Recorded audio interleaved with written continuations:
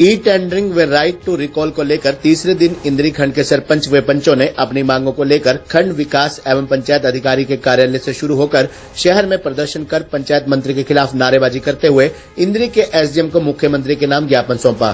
कहा कि मांगे नहीं मानी तो सरकार को इसका खामियाजा 2024 के चुनाव में भुगतना पड़ेगा। सरपंच एसोसिएशन के प्रधान शमशेर सिंह ने कहा कि आज हमने अपनी मांगों को लेकर खंड एवं विकास पंचायत अधिकारी के कार्यालय से लेकर शहर भर में प्रदर्शन कर इंद्री के एसडीएम को मुख्यमंत्री के नाम ज्ञापन सौंपा है। सरकार सरपंचों की मांग को जल्द पूरा करे, अन्यथा इसका खामियाजा सरकार को 2024 के चुनाव में भुगतना पड़ सकता है। उन्होंने कहा कि जब तक सरकार ई टेंडरिंग और राइट टू रिकॉल को वापस नहीं लेती, तब तक उनका धरना प्रदर्शन इसी प्रकार से जारी रहेगा। जब सरकार सरपंच और पंच पर राइट टू रिकॉल लागू कर सकती है तो सांसद और विधायकों पर भी लागू होना चाहिए। इससे साफ जाहिर होता है कि सरकार की मंशा ठीक नहीं है। उन्होंने कहा कि इस प्रकार से सरपंचों द्वारा गांव में किए जा रहे विकास कार्य भी कहीं न कहीं प्रभावित हो रहे हैं। उन्होंने स्पष्ट शब्दों में कहा कि पिछले 2 साल में जब गांव के अंदर पंचायत नहीं थी, उस दौरान जो भी काम प्रशासन के द्वारा किए गए उसकी भी जांच होनी चाहिए, क्योंकि इन कामों में प्रशासन के द्वारा बहुत गोलमाल किया गया है तथा दोषियों के खिलाफ कार्रवाई होने चाहिए। वहीं एसडीएम राजेश पुनिया ने कहा कि सरपंचों का मांग पत्र स्वीकार कर लिया गया है, इसको मुख्यमंत्री के पास भेजा जाएगा। हर वक्त दबाव रहेगा और सरपंच स्वतंत्र होकर के कोई कार्य नहीं कर सकता और इसको तुरंत वापस लिया जाए और जो मानदेय है जो सरपंच है उसका मानदेय बढ़ाया जाए। उसके इन्होंने सब कुछ वो कर दिया, टेंडरिंग कर दी है, लेकिन ये नहीं सोच रही है सरकार कि सरपंचों के आखिरकार खर्चे कितने हैं। एक सरपंच सुबह उठता है, रात के सारी रात भी वो दुनिया के दूसरों की सेवा में खड़ा रहता है, उसके कितने खर्चे हैं, इनको मानदेय बढ़ाना चाहिए।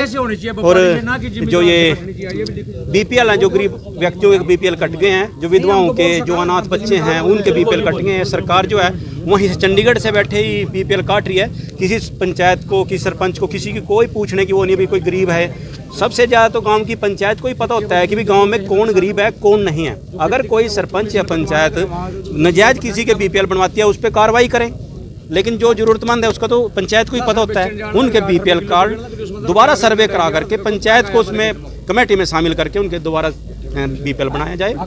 अगर सरकार, ये जितने भी सरपंच हैं, कोई सरपंच भी है कोई सरकार के खिलाफ नहीं है, लेकिन उनकी जो नीतियाँ, जो पॉलिसी हैं, पता नहीं उनको कौन समझा रहा है कि अभी किसान इनके खिलाफ आंदोलन पे बैठे, कर्मचारी इनके खिलाफ आंदोलन पे बैठे। अब इन्होंने और तो दिखा नहीं, सरपंचों को भी इन्होंने आंदोलन पे बिठा दिया है।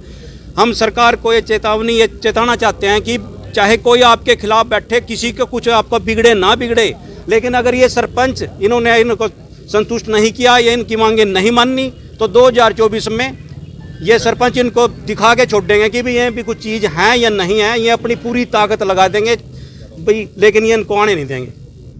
मैं इंद्री ब्लॉक सरपंच एसोसिएशन प्रधान हूँ और बुढ़नपुर खालसा का सरपंच हूँ। नाम मेरा शमशेर। तो मैं आपके माध्यम से बताना चाहता हूँ सरकार को और पंचायत मंत्री को भी, जो ई टेंडरिंग वाली है, जो वहाँ पश्चिम के सरपंचों की जो पावर 20 लाख से घटा के 2 लाख कर दिया है।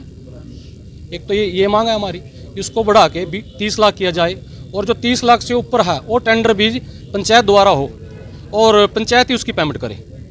गांव में कोई भी काम गड़बड़ नहीं हो। अब टेंडर ही छोड़े गए तो कोई टेंडर 20 लाख का होगा, उसको ठेकेदार बढ़ा के तो लेगा नहीं, जिसको 21 लाख में ले लेगा, 22 लाख में ले लेगा, उसको घटा के लेगा 1 लाख 2 लाख, तो कहाँ से पूरा करेगा? पूरा तो वहीं से करेगा, मटीरियल घटिया लगेगा। और जाके आप भी चेक कर सकते हैं, गाँव में हमारी गलियाँ टूटी पड़ी हैं, कोई बिल्डिंग पूरी नहीं है। क्यों? टेंडर कम रेट में छूटे हैं तो मैं वहाँ कार्य हुआ नहीं, ऐसे कैसे पड़े हैं, पेंडिंग पड़े हैं सारे। आधी जगह तो ऐसी बिल्डिंग पड़ी हैं उनके दरवाजे खिड़की ही नहीं है, तो इन आगे काम कार्य क्या होगा?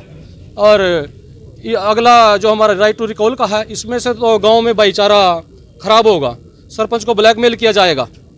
क्यों? राइट टू रिकॉल का गांव में सबसे पहले 33% एप्लीकेशन बीडीओ ऑफिस, बीडीओ साहब को या जिले में सीओ को दी जाएंगी।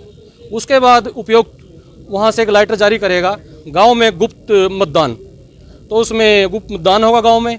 67% वोट ये तो सरपंच के खिलाफ पड़ती हैं, तो जब उसको पद से हटाया जाएगा, 1% भी कम पड़ेगी तो ये प्रक्रिया बंद हो जाएगी और 1 साल बाद इस प्रक्रिया फिर चालू होगी 1 साल के बाद।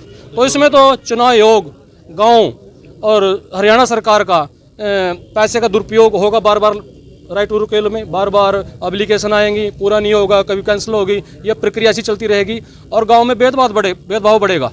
क्यों ब्लैकमेल किया जाएगा सरपंच को, दबाव में सरपंच काम करेगा।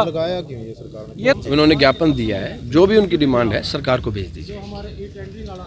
ज्ञापन दिया है सरपंच महोदय ने। क्या क्या मांगे हैं सर? ये मांग पत्र उन्होंने दिया है, जो भी मांगे हैं उनकी सारी मांगे एज इट इज सरकार को भेज दी जाएगी। ज्ञापन है, ठीक है जी, थैंक यू।